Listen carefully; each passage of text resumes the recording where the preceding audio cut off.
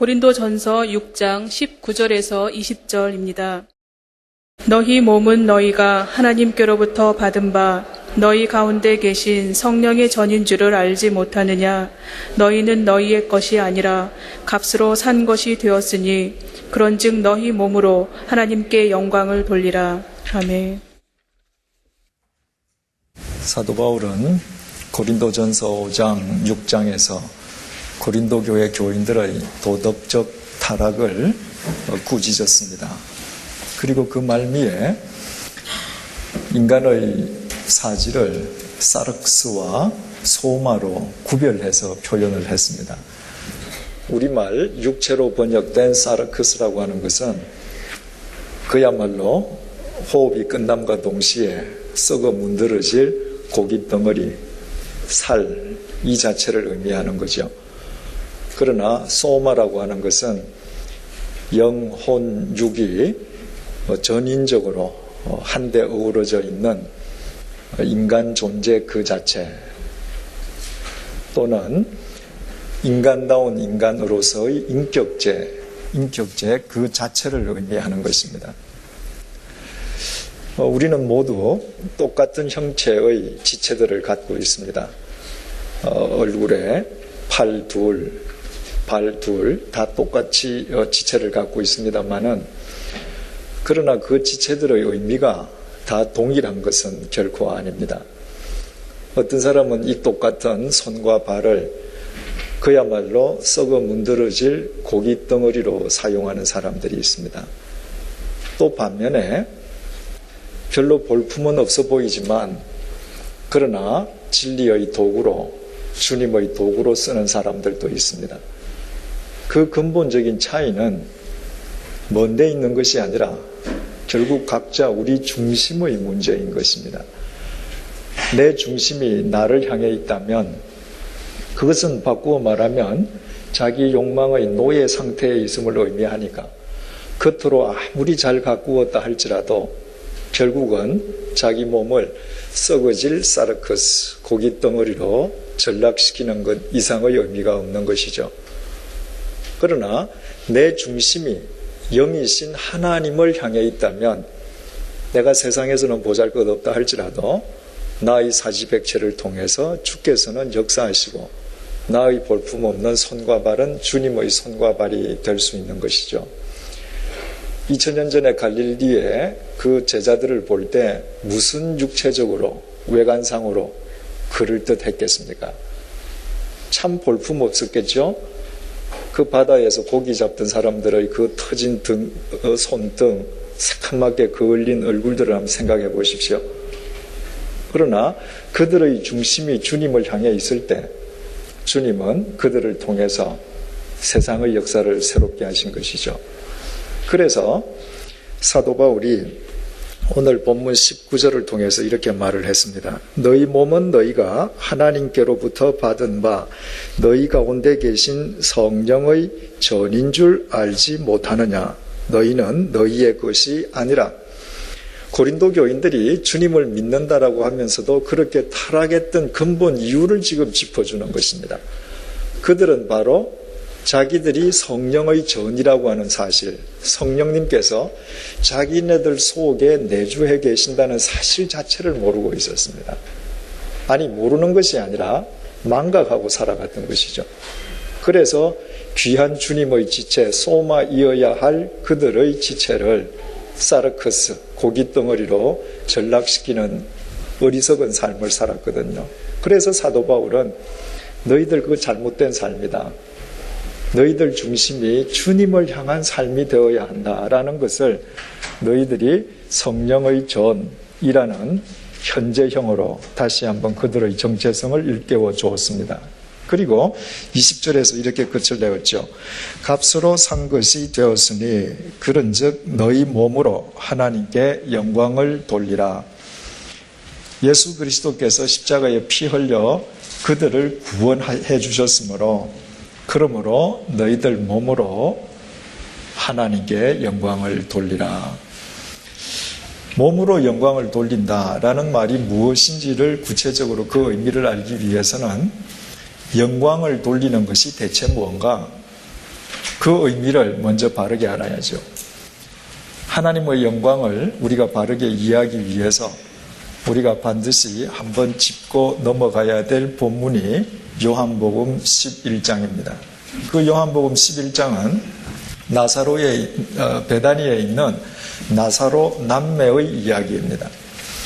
어느 날 나사로가 죽을 병에 걸리지 않습니까? 이제 곧 죽게 생겼단 말이죠. 그래서 나사로의 누이들이 멀리 계신 예수님께 사람을 급히 보냅니다. 예수님, 우리 오라비가 죽게 되었습니다. 빨리 오셔서 좀 고쳐주십시오. 그랬더니 예수님이 하신 말씀이 요한복음 11장 4절에 이렇게 기록이 되어 있습니다. 이 병은 죽을 병이 아니라 하나님의 영광을 위함이요 하나님의 아들로 이를 인하여 영광을 얻게 하려 하심이라. 지금 사람이 죽어가는데 주님께서는 이 병 이거 하나님 영광과 그 아들의 영광을 위한 거다. 우리 상식으로는 빨리 가서 고쳐주셔야 될 것 같은데 안 고쳐주셔요. 그리고 예수님께서 베다니에 도착하셨을 때는 나사로가 죽은 지 나흘째 되는 날이었습니다. 이미 장사를 지내서 나사로의 시체가 썩어가고 있었죠. 그때 예수님께서 무덤의 문을 열게 하시고, 이스라엘은 우리처럼 흙을 파서 매장하지 않지 않습니까? 동굴 속에 시신을 안치하거든요. 그래서 동굴의 문을 열게 하시고 수위에 싸져 있는 썩은 시체 냄새가 나는 나사로를 불러서 살리셨습니다. 그게 하나님 영광을 위함이고 예수 그리스도의 영광을 위함이라는 겁니다. 그러면 우리는 언뜻 흔히 이 본문을 잘못 이해하는 식으로 이해한다면 우리는 참 마음이 착잡하게 돼요. 천지를 지으신 하나님께서 미물에 지나지 않는 인간을 중병을 주시고 탁 죽여놨다가 나흘 뒤에 와서 살려내시면서 봐라, 너희들 놀랬지? 나는 이런 사람이야. 이런 존재야. 그리고 영광을 받는다면 그 인간과 하나님 사이에 무슨 차이가 있겠느냐 하는 겁니다. 이틀 전에 아드보카트 감독이 내년 1월 달에 전지훈련을 가질 3기 대표 선수 24명 명단을 발표했습니다. 그런데 아드보카트 감독에 의해서 2기 전지훈련에 갔던 24명 중에서 8명이 탈락이 됐습니다. 그런데 아드보카트 감독이 한 말은 탈락된 8명은 완전히 탈락된 건 아니다. 3기 24명 선수 중에서 부상병이 있거나 부상 선수가 있거나 문제가 있는 선수가 있으면 그 8명 중에서 내가 뽑아 올릴 거다. 그러면 여러분, 그 8명은 뭘 기다리겠습니까? 그 8명이 그라운드에서 뛰는 영광을 얻으려면 매일 기도해야 돼요. 저 24명 중에 1명 좀 다치게 해주셔요. 그죠? 24명 중에 8명이 불행을 당해야 탈락된 8명이 영광을 얻을 수 있단 말이죠. 오늘 아침에 박지성 선수가 첫 골을 드디어 영국에서 터뜨렸습니다. 영국에 데뷔한 지 133일 만이래요. 그 첫 골을 터뜨려서 박지성 선수가 맨체스터 유나이티드에 좀 더 주전 자리를 확보하는 데 유리한 고지를 점령했을는지도 모르겠습니다. 그런데 그 축구팀의 퍼거슨 감독의 전략이 뭐예요? 윙포워드는 2사람밖에 없는데 박지성, 긱스, 호나우두 세 선수를 경쟁을 시켜요. 그러면 이 세 선수 중에서 2 선수가 모든 경기마다 계속 주전으로 나가는 영광을 얻으려면 어떻게 해야 돼요? 1명이 확실하게 중상을 입으면 돼요. 인간 세상에서는 이처럼 내 영광은 남의 불행이 되는 경우가 허다합니다. 남이 실패해야, 남이 불행을 당해야 내가 출세하는 거예요. 그런데 이번에 3기에 24명이 차출이 됐는데 그 24명이 평생토록 대한민국 국가대표 선수가 되는 영광을 누릴 수 있는가? 그렇지 않습니다. 몇 년 후면 그 선수들도 다 탈락이에요. 자, 보세요. 인간 세상에서의 영광은 남의 불행을 전제로 하고 있고 그 영광도 한시적입니다. 잠시 꽃이 피는가 싶지만 열흘 붉은 꽃이 없어요. 언젠가는 또 쓸쓸하게 퇴장해야 돼요. 하나님께서 나사로를 죽여놓고 불행하게 만들어 놓고 당신이 얼마나 위대한지를 싹 보여주시고 봐라 놀랬지 그러면 다른 선수의 부상을 기다리고 불행을 기다리는 인간이나 인간을 불행하게 만들어 놓고 당신을 드러내는 하나님이나 무슨 차이가 있을 수 있어요.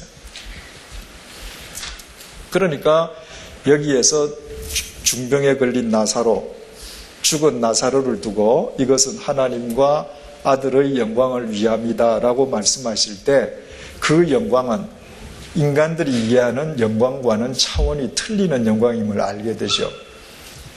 성경에서 하나님과 관련해서 영광이라고 말할 때 헬라말로 독사라고 합니다. 그리고 영광을 돌린다라는 동사를 독사조라고 하는데 그 말에는 세 가지의 깊은 뜻이 있습니다. 첫째 뜻은요, 생각한다는 뜻입니다.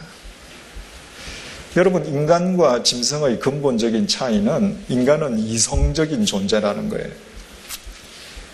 이성적인 존재의 특성은 이성을 바탕으로 생각할 수 있는 능력을 가진 겁니다.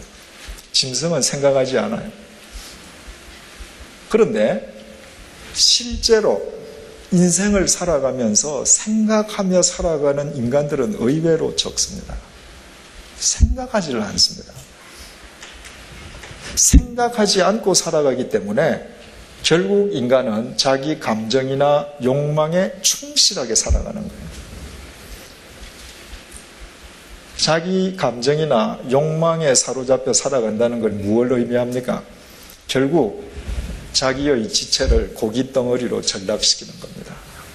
뭐가 옳고 그른지 전혀 개의치 않고 살아가는 거예요. 그런 인간이 어느 날 인생의 고비를 맞았습니다. 어느 날 깊은 병 속에 빠졌습니다. 어느 날 쓰디쓴 실패의 잔을 마셨습니다. 그리고 불현듯이 욕망을 향해 치닫던 자신의 발걸음을 멈추고 야, 아무개야, 내가 지금 도대체 뭘 위해 사는 거야? 내가 지금 왜 이 짓을 하고 있는 거야? 내가 여기에 생명을 거는 이유가 도대체 뭐야? 생각하기 시작한다면 그것 자체가 이미 하나님께 영광이 되는 것입니다. 생각하면서 살아가는 자는 적어도 하나님께서 주신 이 귀한 사지백체를 썩어질 고기 덩어리로 의미 없이 버리는 짓은 탈피하기 시작할 수 있거든요.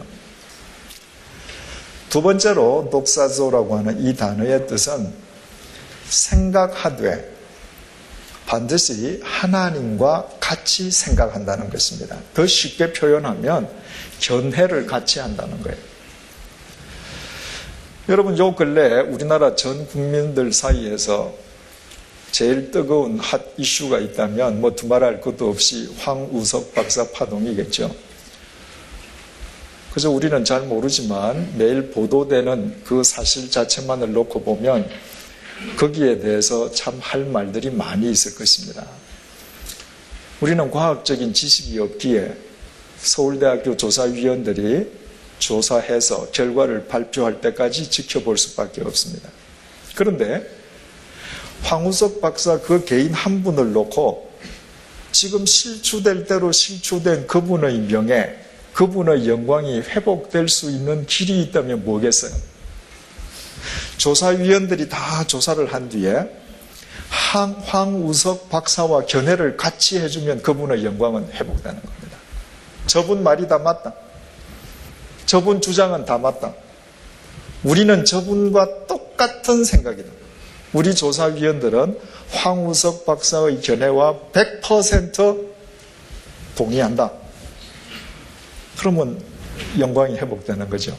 거꾸로 우리는 저분이 발표한 논문, 저분이 발표한 주장, 저분의 견해 10%밖에 동의 안 한다. 불명예죠. 하나님께 영광 돌리는 게 뭔가? 하나님과 견해를 같이 하는 겁니다. 길이요 진리요 생명이신 예수 그리스도 안에 있으면 그 인생을 건져 올리는 것이고, 그 밖에 있으면 어떤 삶을 산다 할지라도 자기 육체를 고깃덩어리로 버리는 짓이다. 하나님 내 100% 동의합니다.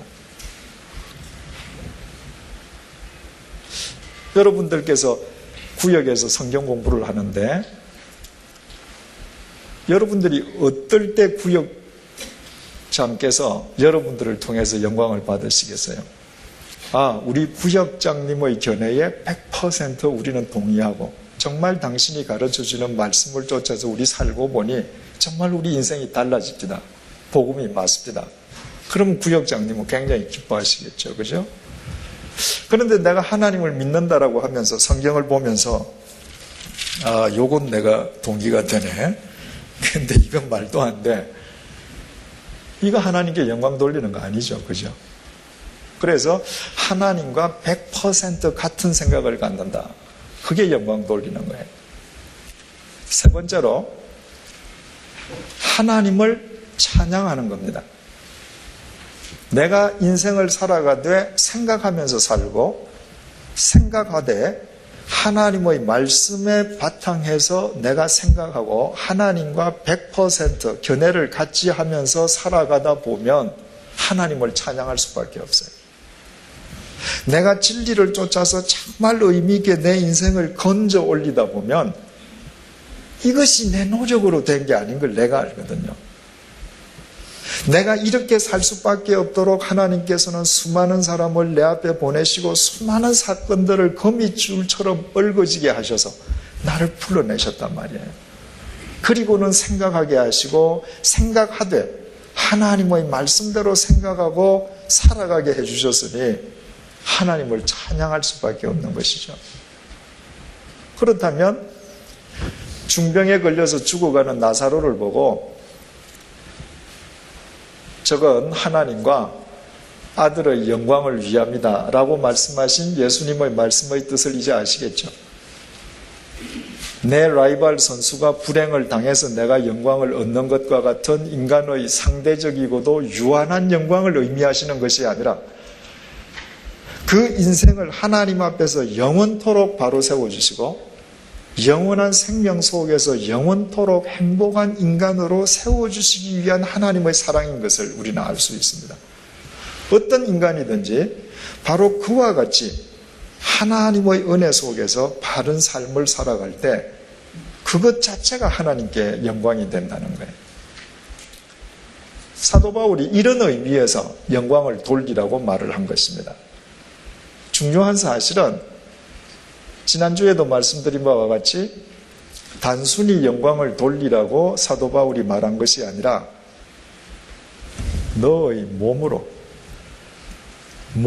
영광을 돌리라는 겁니다. 단순히 머릿속에서 하나님은 이렇게 말씀하셨지 맞아. 내 머릿속에서 동의하는 거로 그치지 말고 내 입으로 하나님 찬양 받으십시오 하고 찬양하는 것으로 그치는 것이 아니라 내 사지백체로 생각하고 하나님의 말씀대로 생각하고 쫓아 행하는 삶을 살라는 겁니다. 아주 쉽게 표현하면 너의 사르크스를 이제까지 썩어 없어질 고깃덩어리처럼 살던 너의 사지를 주님의 지체로 소마로 승화시키라. 그것이 진정한 하나님을 향한 영광 돌림이 되는 것이다. 지금 바울이 이렇게 얘기하는 겁니다. 열왕기 하에 보면 이세벨이라고 하는 그 아주 나쁜 여자가 나와요. 북이스라엘 남왕국, 북왕국을 다 합쳐서 왕비들 중에 제일 포악한 여자였죠. 그래서 그 남편 아합은 하나님도 알고 하나님도 섬기려고 하는 중심도 있었음에도 불구하고 이 악처로 인해서 아합 역시 이스라엘 역사상 가장 패역한 임금이 됩니다. 이세벨이 어느 정도로 포악했는가 하면 바로 왕궁 옆에 나봇이라는 사람 큰 포도원이 있었는데 아합 왕이 그 포도원을 자기 왕궁에 편입시키기를 원해요.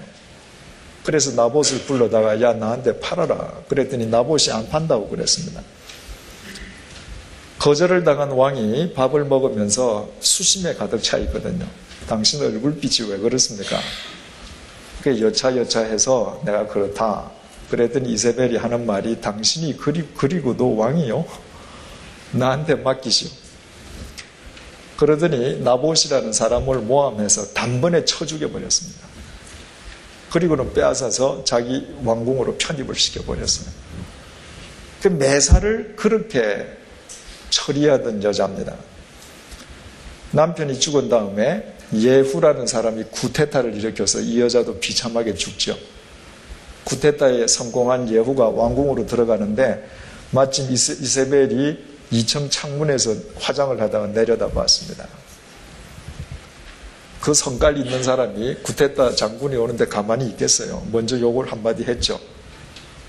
그랬더니 예후 장군이 야 너희들 중에 누가 저 사람 죽일래? 그랬더니 평소 그 왕비 제일 측근이던 내시가 이 여자를 들어서 던져서 죽여버렸습니다. 그래서 예후 장군이 자기 앞에서 떨어져 죽은 이세벨 왕비의 시체를 밟고 왕궁으로 들어가서 축하연을 벌였습니다. 한참 축하연이 물어있는데 예후가 가만히 생각을 해보니까 자기가 잘못한 것 같거든요. 자기도 이제 왕이 됐는데 자기도 말로가 어떻게 될지 모르잖아요. 죽은 왕비 예후를 잘해줘야 나중에 혹시 자기 반대자가 집권을 하더라도 자기가 죽었을 때도 잘해줄 거 아니에요. 그래서 얘들아 가서 그래도 명색이 왕비니까 왕비에 걸맞는 장례식을 치러줘라. 그 명령을 받고 부하들이 갔다 왔는데 가니까 이미 이세벨 시체를 개들이 다 뜯어먹었습니다. 그런데 열왕기하 9장 35절이 이렇게 증거합니다. 가서 장사하려 한즉 그 두골과 발과 손바닥 외에는 찾지 못한지라. 정말 무서운 메시지죠. 개가 다 뜯어먹었는데 뭐만 남아있었는가? 머리, 손, 발.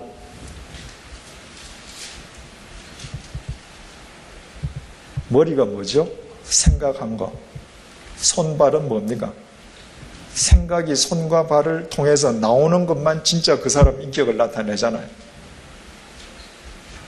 머리, 손, 발만 남았다고 하는 뜻은 무엇이에요? 한 인간이 살다 가도 그가 손과 발로 행한 것은 고스란히 그대로 남는다는 것입니다. 모든 인간들은 손과 발을 이세벨처럼 사용합니다. 자기 욕망의 도구로 써요. 하고 싶은 대로 씁니다. 이세벨이 그 손과 발로 가고 싶은 데 다 갔고 갖고 싶은 거 다 가지면서 얼마나 자기를 좋게 꾸몄겠어요. 그러나 하나님 보시기에는 패역한 인간이었습니다. 몸으로 영광을 돌린다라고 하는 것은 바로 이세벨의 지체 같은 우리의 이 지체를 주님의 도구로 주님 앞에 내어놓는 것이죠. 그것이 우리가 성령의 전임을 깨닫고 몸으로 하나님께 영광을 돌려드리는 삶인 것입니다. 다음 시간에도 다시 말씀드리겠습니다만은 사람들이 늘 착각하는 것이 하나님께 영광을 돌리는 삶을 살자라고 하면 일방적으로 하나님만을 위한 삶이라고 자꾸 오해한단 말이죠. 하나님의 영광을 드러내는 삶이 결국 누구를 위한 거예요? 결국 나를 위한 거란 말이죠. 나를 영광되게 하는 거예요. 내 한 사람이 하나님께 영광 안 돌린다고 하나님의 명예에는 아무런 상관이 없습니다. 하나님께 영향을 미치지 않습니다. 그러나 내가 하나님께 영광 돌리는 삶을 살지 아니할 때 나는 치명적이 되는 거예요. 왜? 나는 이거 사르크스로 끝나버리니까. 오늘 저녁은 우리 세례식 또 입교식을 갖는 날이기도 합니다. 세례식은 여러분들이 다 아시고, 입교라고 하는 것은 어릴 때 유아 세례를 받았던 사람들 혹은 가톨릭에서 영세를 받으셨던 분들이 어릴 때 유아 세례 받을 당시 부모님들이 자기를 대신해서 서약했던 그 서약대로 살겠습니다. 또 가톨릭 신자들이 가톨릭에서 영세 받을 때에 서약했던 그 서약대로 살겠습니다 라고 하나님 앞에 다짐하는 예식입니다. 그러니까 다 세례의 연장선상에 있는 것이죠. 세례가 뭐죠? 오늘 이 고린도서를 쓴 사도 바울이 세례를 명쾌하게 정의를 내렸죠. 로마서 6장 3절을 들어보십시오. 무릇 그리스도 예수와 합하여 세례를 받은 우리는 그의 죽으심과 합하여 세례받은 줄을 알지 못하느냐. 세례라고 하는 것은 우리를 위해서 십자가에 돌아가신 예수님과 연합해서 함께 죽는 것이다. 이렇게 표현을 했습니다. 여러분, 옛날 유대인들은 요단강에 가서 세례를 받지 않습니까? 그 세례를 받는다라고 하는 헬라 말 밥티조라고 하는 게 물속에 잠긴다는 말이에요. 내가 강 밑으로 내려가서 물속에 완전히 잠길 때 나의 옛사람은 나를 위해 십자가에서 돌아가신 예수 그리스도와 함께 죽는 것입니다. 옛 삶의 종말을 보하는 것이죠. 어떤 삶? 내 손과 발을 이세벨의 손과 발처럼 사용하던 그 삶을 버리는 겁니다. 그것으로 끝나는가? 로마서 6장 5절입니다. 만일 우리가 그의 죽으심을 본받아 연합한 자가 되었으면 또한 그의 부활을 본받아 연합한 자가 되리라. 물속에 들어갔던 사람이 다시 물속에서 나옵니다. 물속에 들어가서는 어떻게 되죠? 숨을 멈춰야죠. 물속에서 솟아오르는 동안에 새 숨을 쉬고 나옵니다. 그리고는 강 위로 올라와요. 나를 위해서 돌아가셨다가 부활하신 예수 그리스도 안에서 그분으로부터 새 호흡을 얻고 새로운 삶을 위해서 나는 강 언덕 위로 올라오는 것입니다. 바로 이세벨의 손과 발처럼 살던 내가 주님의 지체로 성령의 전으로 다시 올라오는 것입니다. 이미 말씀드린 바와 같이 고린도전서 10장은 출애굽한 이스라엘 백성들이 홍해를 건넌 것 자체를 세례라고 그랬다고 표현했다고 그러지 않습니까?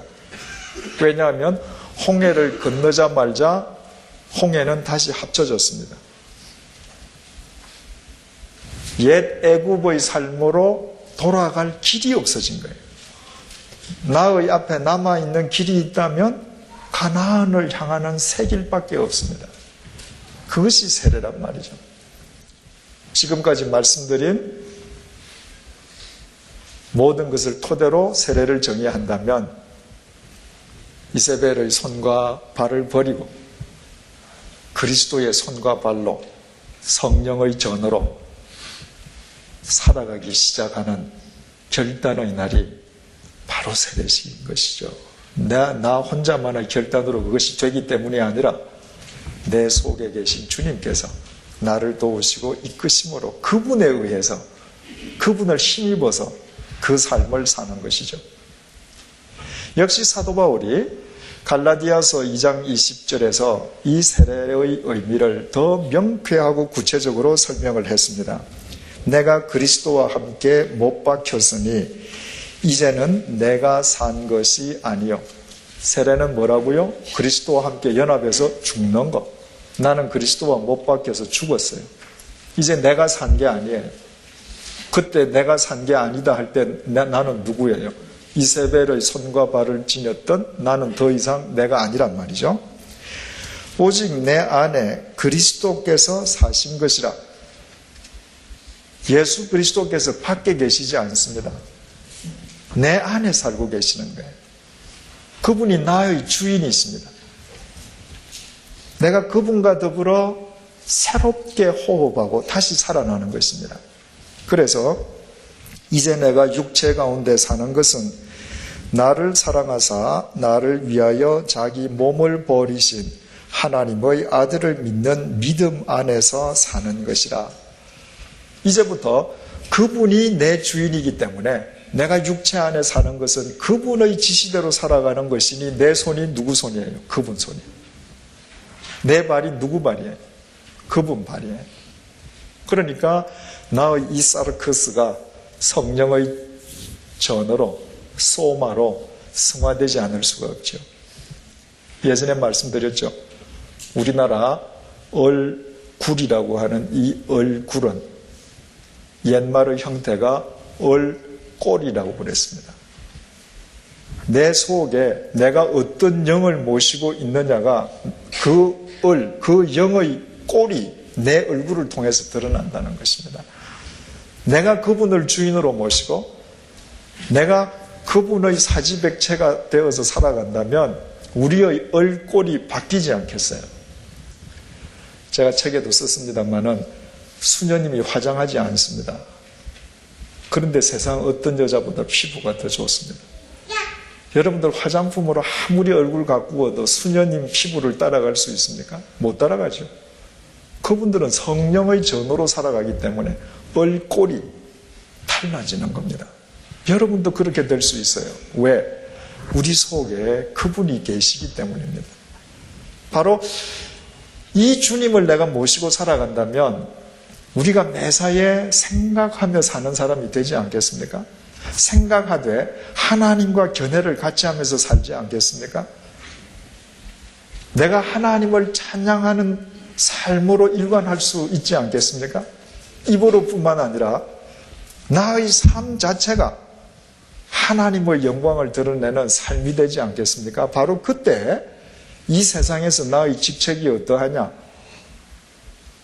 내가 어떤 배경을 갖고 있느냐에 전혀 상관없이 하나님께서 나를 통해서 이 시대의 역사를 정화시켜 가는 것입니다.